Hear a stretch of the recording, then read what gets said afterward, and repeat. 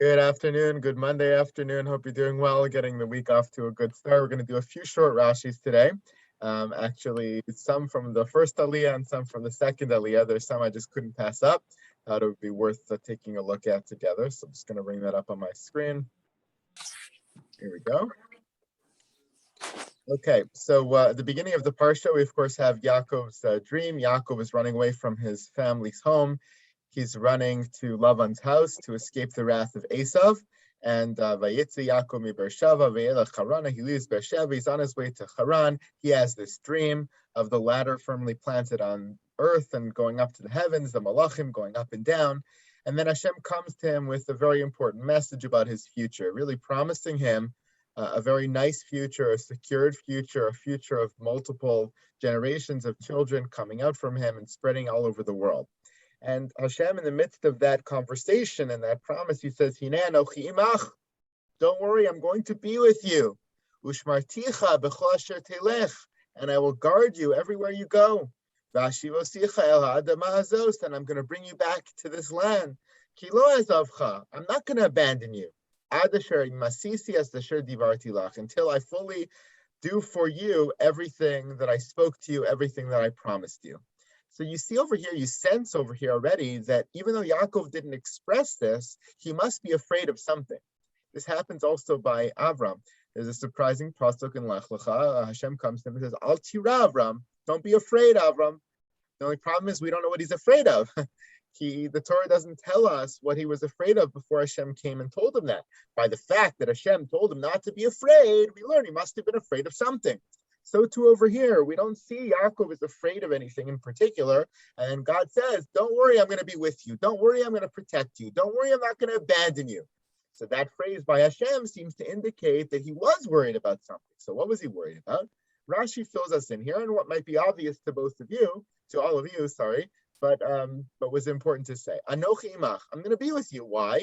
Lefi sheyarei me'esav umi Lavan. Why? Because Yaakov is afraid here. He's afraid of two things. He's afraid of Yaakov, of Esav, and of Lavan, which fits perfectly with the pasuk of Vayeitze.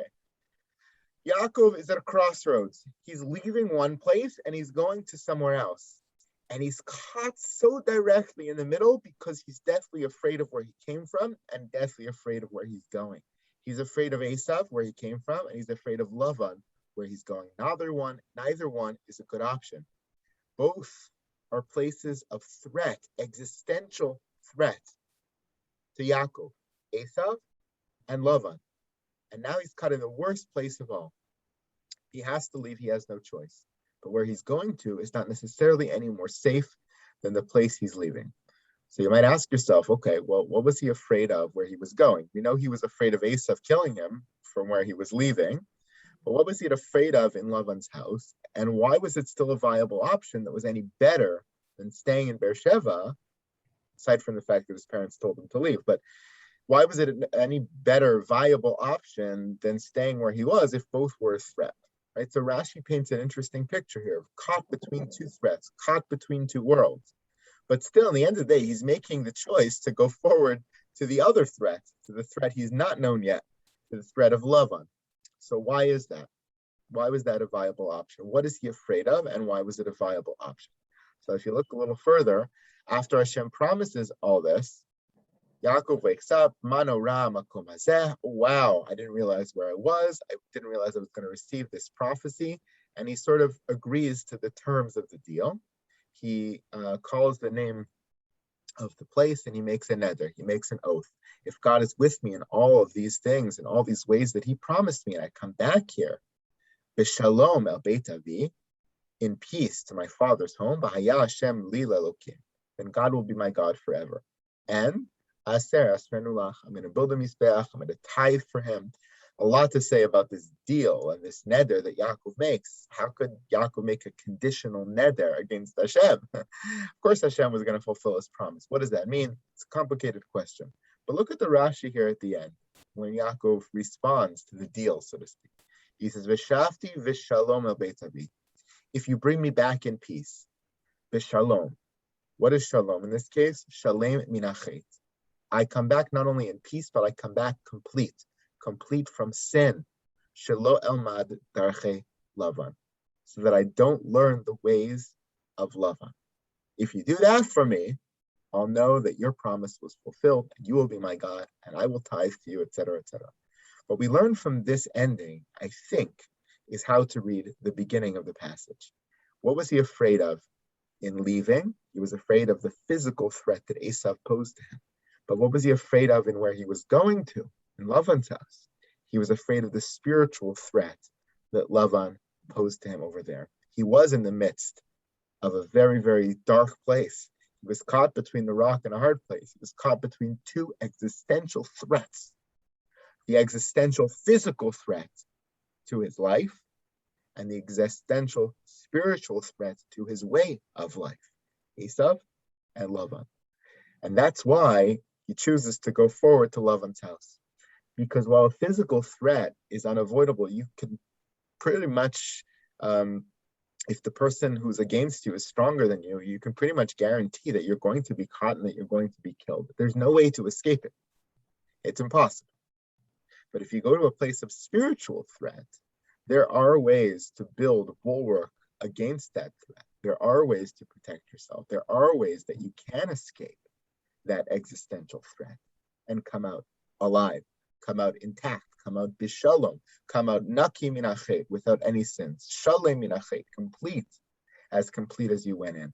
And therefore he chooses between the lesser of these two evils, and he goes to Lavan's house. And indeed, of course, in the end of the day, in the end of the story, Hashem does fulfill his promise. He is protected, which is why on the way back, in Parshas Vayishlach, what we're going to read is Im Lavan Garti Va'echar Adata, says Yaakov.